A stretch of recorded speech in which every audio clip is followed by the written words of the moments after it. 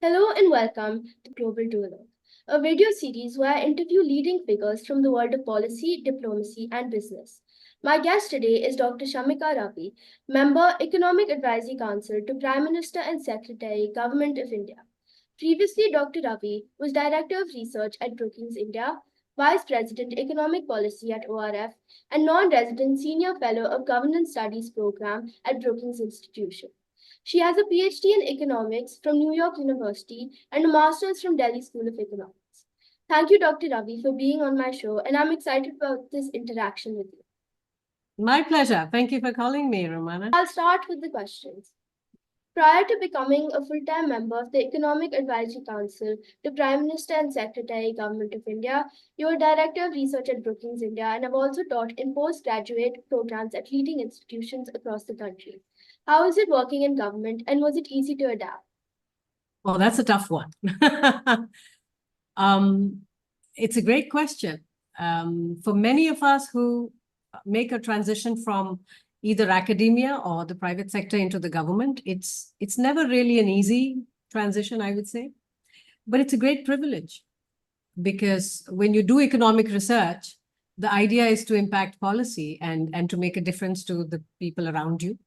And when you finally get invited into a position like that, then you have to go over and beyond your core capabilities, which is the research itself. And you have to understand how institutions function. You have to work with bureaucracy most of the time. And there are lots of minor administrative details, sometimes frustrating, but most times you have to see the big picture of where this is all ending up and what's the overall objective. And I think that keeps us going. But I'm extremely thrilled, Raemana. This is a great privilege.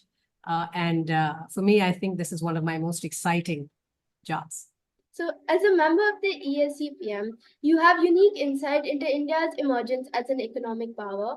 What are some of the key reforms that have propelled this rise?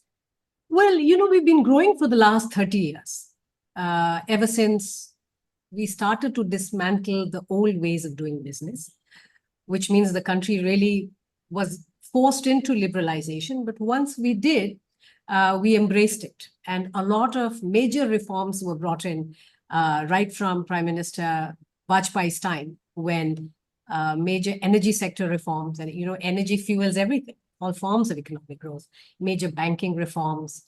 If you look at the telecoms, so just connecting people through telephone, major infrastructure development in the form of roads and air connectivity and trains, etc.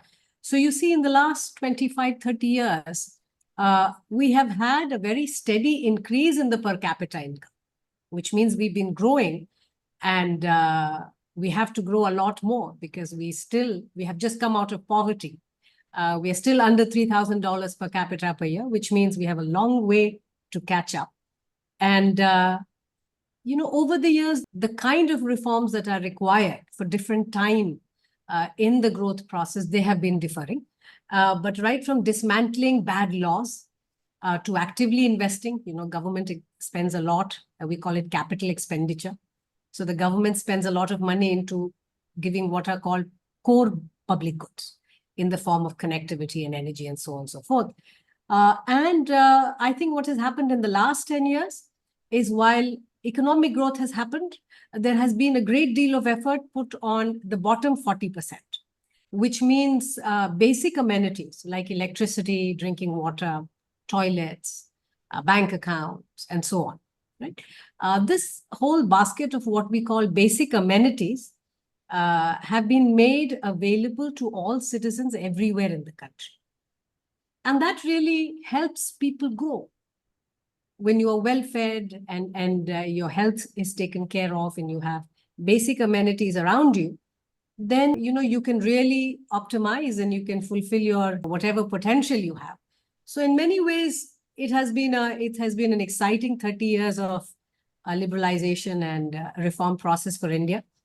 But the new problems emerge. The world is going through a little bit of a crisis.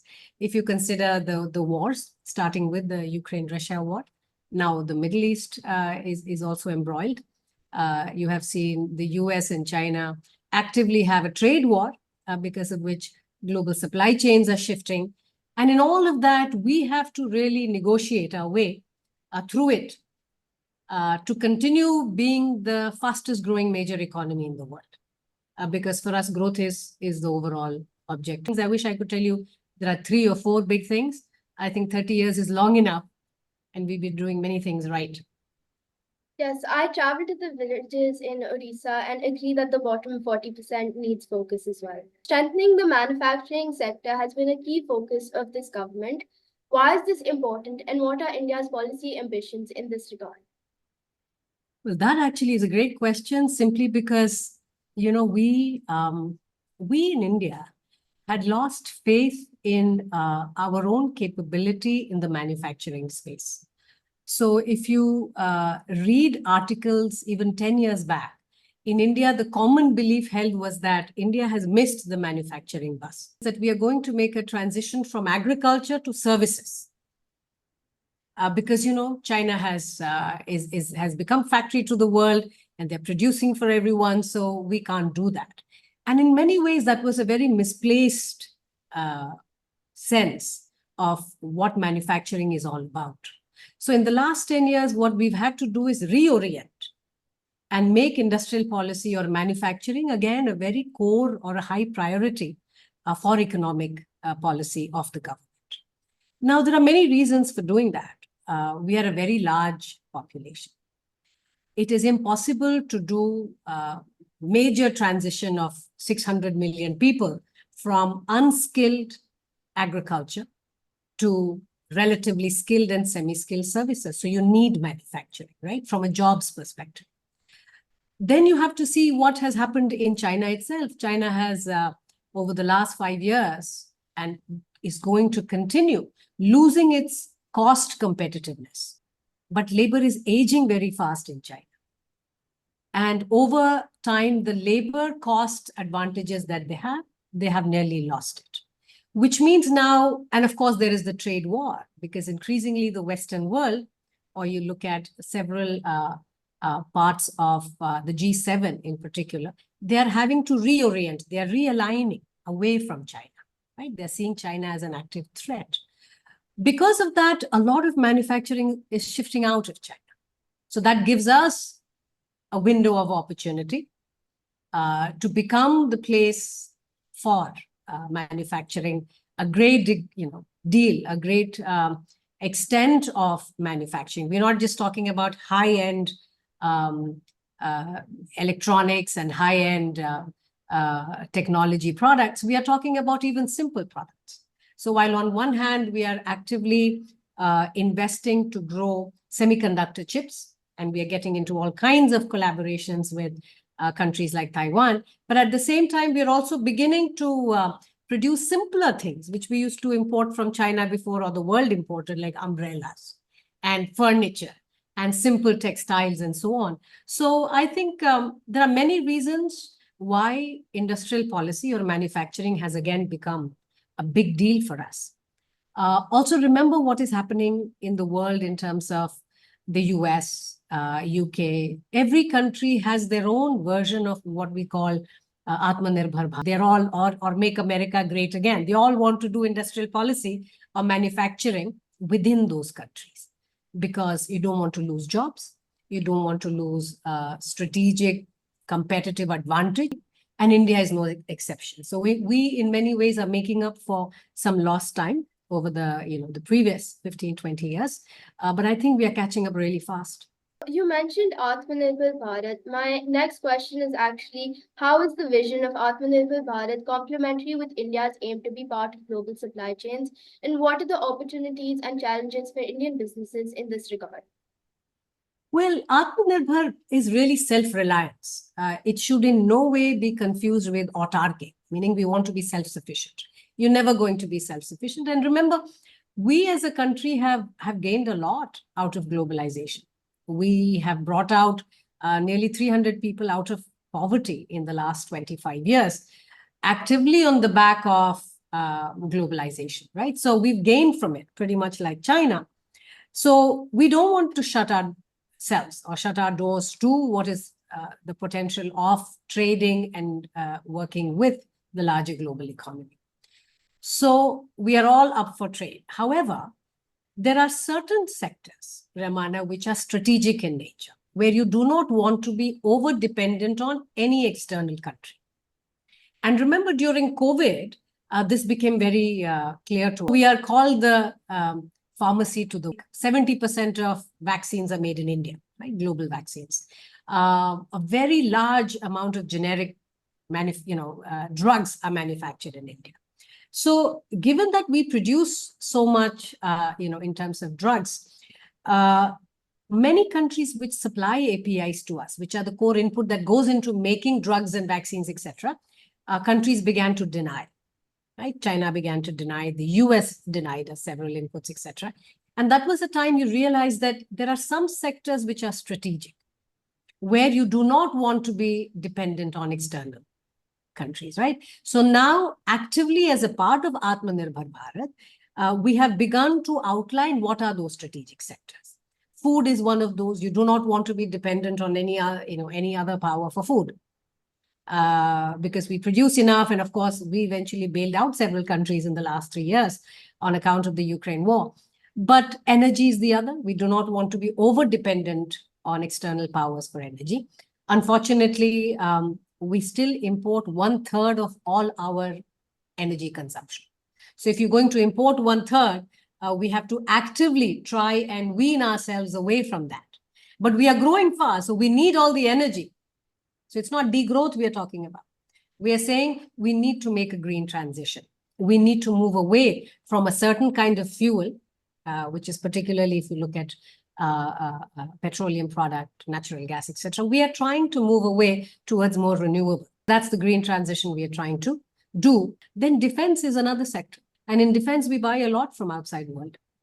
Now, of course, there is a great amount of highly sophisticated weaponry, etc., that we are not in a position to manufacture, so we do import them. But there is a lot that we can produce domestically. So Make in India, this whole Atmanirbharta towards defense manufacturing is really meant to kickstart and make ourselves self-reliant as far as certain kinds of defense. And for the first time, India has actually exported missiles. We have just delivered the BrahMos missile to the Philippines. These are baby steps if you consider where we want to be, but these are very significant baby steps. We did showcase our strength in the pharmaceutical industry. It's good to learn about the strategic sectors you highlighted. So tell me, Dr. Ravi, how does the EACPM collaborate with various stakeholders, such as business chambers, academic institutions, and international organizations to formulate evidence-based policy recommendations? Well, EAC is a unique body. We report to the Prime Minister, and it's a small body. We are 3 full-time members. We have a chairman and we have 2 members. And we have 6 part-time members who are heads of organizations. Some of them are from the capital markets, which means they understand macro and capital markets. We have some people from academia. We have some heads of think tanks. So we do collaborate. We work with a wide gamut of people who have something to contribute towards economic policymaking and understanding. We are aware that a lot of the pain points that remain, or when you do a new policy intervention, you're going to see all kinds of impact, right? Many times you see unintended impacts. So it's very difficult. And by the time you get the data and you study it, it's too late. So it's very important, therefore, to talk to industry. Right? Just as we are all the time studying the household surveys to understand what's happening to jobs, what's happening to poverty, what's happening to hunger, etc. We also work very closely with industry bodies to understand how, the policies, what kind of an impact are they having. And sometimes good policy recommendations also come, from these bodies. India's growth imperative must take into consideration measures to mitigate climate change, which is a major challenge across the globe. What are some of the policy initiatives which have been taken to prioritize sustainable growth? Well, Raemana, I'm particularly happy. I'm talking to someone so young, and climate is, unfortunately, these are intergenerational problems. we cannot be myopic about the solutions that we think of. Now, what Europe has started to do as a result of all this pressure from the climate groups is that there is a great amount of conversation on degrowth. So the belief is that they need to grow less now in order to save the planet. Now, think of where we are. We have just come out of poverty, right? We still have 3% absolute poverty. So we cannot not grow. We have to grow. Growth is non-negotiable for us. But at the same time, we also know that we cannot grow the way the OECD countries grew before us. We cannot grow the way, let's say, the Chinese grew, right? Then Chinese growth is a much more recent one. But we know that the G7 or the OECD, which is the affluent nations group, the way they grew is not sustainable, right? It leads to a great amount of pollution, degradation. It leads to all kinds of distortions. We can't grow like that. So it has become very obvious to us that we need a new growth imperative. We really need to keep sustainability at the heart of a lot of our growth strategies. That is why, in fact, if you look at what is happening to this whole green energy, this transition, what we call just transition, is a very important part of our energy security. For us, we are very keen to be able to not just meet our obligations. Remember, we are one of the few countries, perhaps the only major economy, which has met its transition target while growing so fast. We are the major growing economy in the world, the fastest. But we are able to match the the benchmarks that we have set for ourselves as far as emissions are concerned, largely because we are trying to make the green transition. And you're seeing this major push towards electric vehicles, towards new kinds of technology, which are less polluting.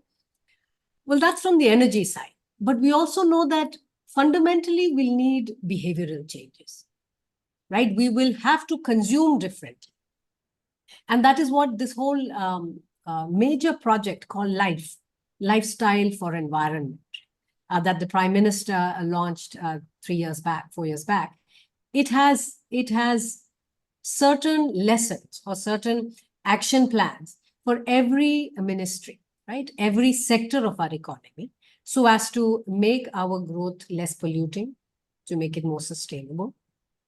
And I think in India, unlike in other parts of the world, changes in lifestyle, or what we call behavioral changes, is very well accepted by the people. Recycling is a way of life here. You are seeing the second-hand market come up for many things. And we want to promote that because we need to be much more responsible than other countries have been, and we still have a long way to go. So I think it's a dual strategy, one from the supply side in terms of the technology we're using, green transition, etc. But the other is also from the demand side, which means people have to behave differently. They have to consume differently.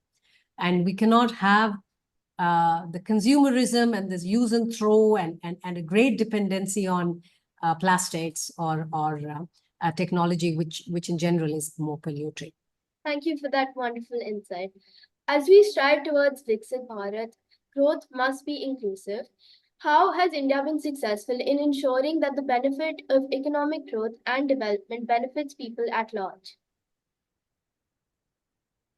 I think as a country, Raemana, much against other countries that I study, India has a socialist gene, right? Even kids like you will be familiar with phrases like Garibi Hatao, right? Almost all our policies have an inbuilt equity angle to it. And I think that is just the way the economy is run. Well, what is now the concern is, in the last 10 years, what you have seen is there has been a major switch, structural change, we call it, in the way we do welfare, right? Earlier, we were very inefficient. There was a lot of leakage in the system. So the estimate was that we were spending 3 rupees to make 1 rupee benefit reach a final beneficiary, a poor person, right? So that's the kind of cost and inefficiency we were living with. What has happened in the last 10 years is now everyone has access to Jandhan, Aadhaar, and mobile, right? And we call it the JAM Trinity. But what's important is that when the bottom 40% in particular, who's the catchment for welfare, you've had major digitization happen, right? Almost everyone in India is now on the digital platform, has bank account, and has Aadhaar as a unique identification. The combination of this has created a platform where the government can do real-time direct benefit transfer, right?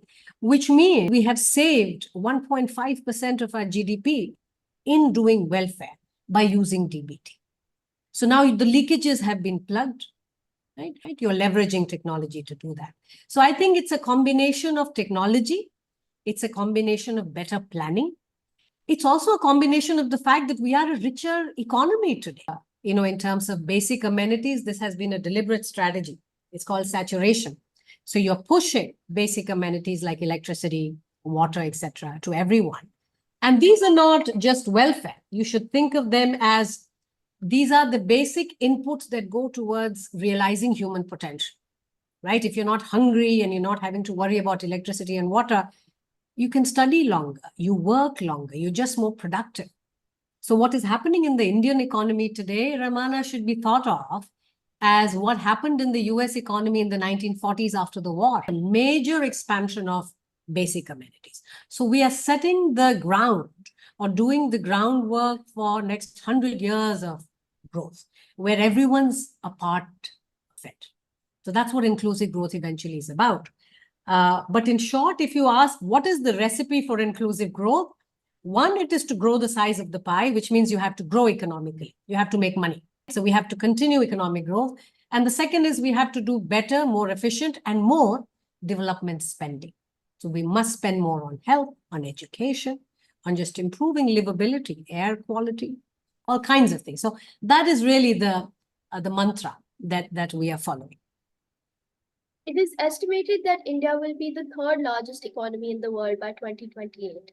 How important will women's participation be in achieving this goal? And in that context, tell us about India's focus on women-led development. Well, we are in the midst of what I think is a virtuous cycle. Today, many more women vote than men. Today, you have more women in the colleges of India than men. So there are big changes that are happening. The ground beneath our feet is shifting. And it's all, I think, thanks to the women. Some of it is, I think, because of growth and government policy, etc. But some of it is just self-empowerment. Women have emerged as a very important vote bloc. They are voting for change. They are voting for progress. And as a result of which, no political party can ignore them. The parties are now responding by looking at and promising women's preference, whatever it is that they want. That's from the political side of things. If you consider from the economic side of things, then remember, we have nearly 45% STEM graduates today in India are women. Just the fact that you have more women in colleges than men means you have a pipeline of workforce of women who are skilled. So you're going to see women-led. You see, there are certain what we call moonshot sectors like banking. Banking, lots of heads are women. We have 15% of our pilots are women compared to the global average, which is 5%.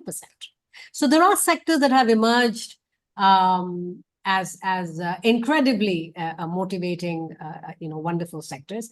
If you think from the leadership point, 300,000 sarpanch, which means heads of village organization, panchayats, half of them are women. You have seen a 16 times increase in women contesting elections. They might not win yet, but they're contesting.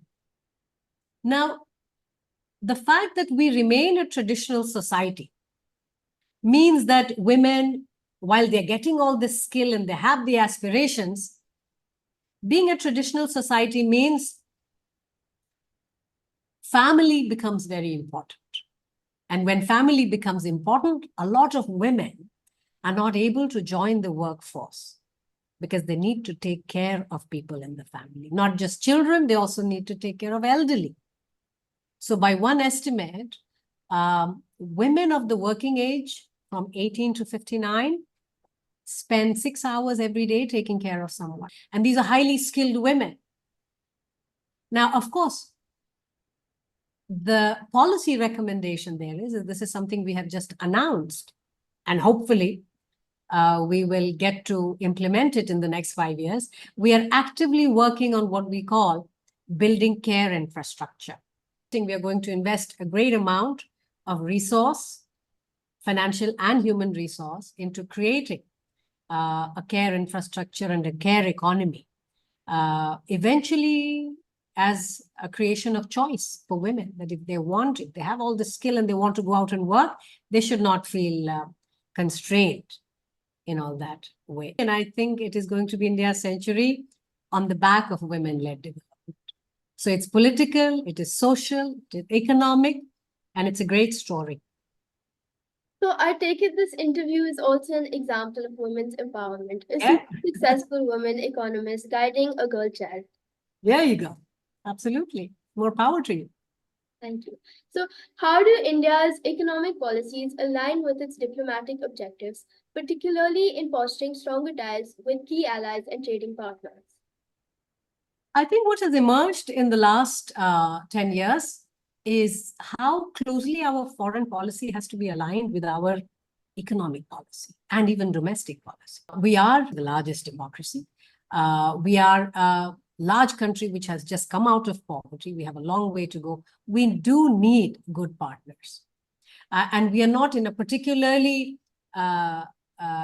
peaceful neighborhood, unfortunately, which means for many needs, we do need strategic allies, not just economic, but also strategic and from a long-term defense, etc. So you have seen that India has been getting into major partnership with several countries. We have entered trade agreements. We have entered defense agreements. You see bodies like the Quad. Quad is coming together of the US, India, Australia, and Japan. We have entered many agreements with the Japanese government because the Indo-Pacific is a very strategic area. And there are many countries that have border issues and concerns with China. And you do need countries to come together and push back against some of that. The other concern is that, over the last 3-4 years in particular, after COVID, a lot of the multilateral institutions, the UN system, the World Bank, WHO, etc., they're all in deep distress because there's a huge leadership crisis going in across all of this, which means they have to be reformed. But until they get reformed and become more inclusive, we have to do what we can do. So we have major partnerships with Africa. After G20, in fact, what is very reassuring is that many countries do see India as a champion of the Global South's cause. Many countries, as many as 60, have shown an expression of interest in implementing some form of Aadhaar or the UPI payment system. These are called digital public goods. These are major digital infrastructure created by India, and in very cost-effective ways. Countries, not just developing or underdeveloped countries, but some even advanced economies are interested in taking this kind of technology. And we are more than happy to work with these countries and expand our outreach. In your opinion, what are the most promising areas for international collaboration from India's perspective, and what can it do to attract investment in these sectors? I think manufacturing is long overdue. I think we have done very well in agriculture.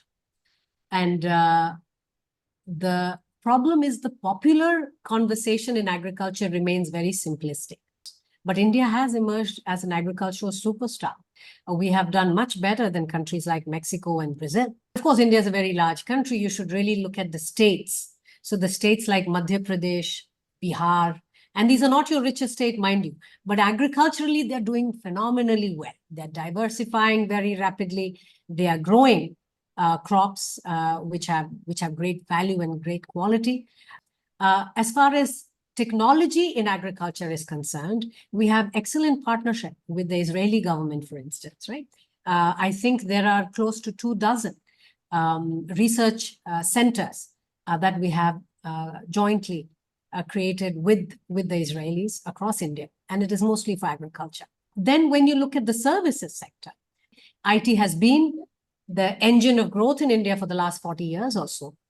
You are seeing healthcare emerge as a major sector of growth. As the world economy ages, as the rich countries are aging very fast, they're looking for ways and for solutions to reduce costs. There are many countries which are looking to hire nurses and doctors from India. They're looking for IT solutions for healthcare. They're looking for all kinds of means of reducing costs in the healthcare space. So we have collaborations with countries for that. Coming back to manufacturing, because we are doing a catch-up game right now, I think entering more partnerships. And there are, with the European Union, we've had a trade negotiation go on for some time. We've been having conversations with the Americans, countries of the Indo-Pacific. A lot of it has to do with the manufacturing supply chain, industrial sort of policy, which we are trying to make a center stage, and which will help us not just in terms of technology transfer. Remember, almost all these countries in Asia that have grown in the last 40 years, including China, it has happened because a lot of technology transfer has happened from the West. So they've been able to grow at the pace they have. We need some of that. And you are seeing conversations happen with Tesla. You have seen what has happened with Apple. Some very high-end manufacturing have already relocated to India. And some of the successful stories coming out of policies like the PLI, etc., which are production-linked incentives, these are beginning to show results. India is now a major exporter for telephones, and all within a period of, 3 years. We are entering a lot of partnerships. Most of them are bilateral in nature, just because multilateral, a lot of them are in some kind of crisis. So we are basically overcoming that problem by entering bilateral relations. And it's working to our benefit and the partner countries. Finally, if there was one thing you could magically change, what would it be and why? Well, if there was one thing I could magically change, that's a tough question. I think I would magically get the states to sit down and coordinate and announce an air policy. We in Delhi, we have one of the worst AQIs, and we did a Lancet paper on this, where we estimated what is the loss of lives. 17% deaths can be attributed to poor quality air. So these are because of respiratory ailments, but also a very major loss to GDP of the state. We lose a lot of economic activity and value because of just bad quality air. Yeah, what I'd use the magic wand for. Just give us clean air. I would hope that would magically change as well. It has been fascinating listening to you outline the policy measures and reforms which have accelerated India's economic growth, making it the world's fifth largest economy and headed towards becoming the third largest economy in a few years. The EAC PM's mandate is to provide inputs for sustainable, inclusive, and resilient growth, as highlighted by you in your responses. This gives the young audience of Global Duologue insight into how policies are formulated. Thank you, Dr. Ravi, for taking the time out of your busy schedule and joining me today. It has been a privilege. Thank you for inviting me, and I look forward to seeing many more of your videos. Good luck. Thank you so much. Take care.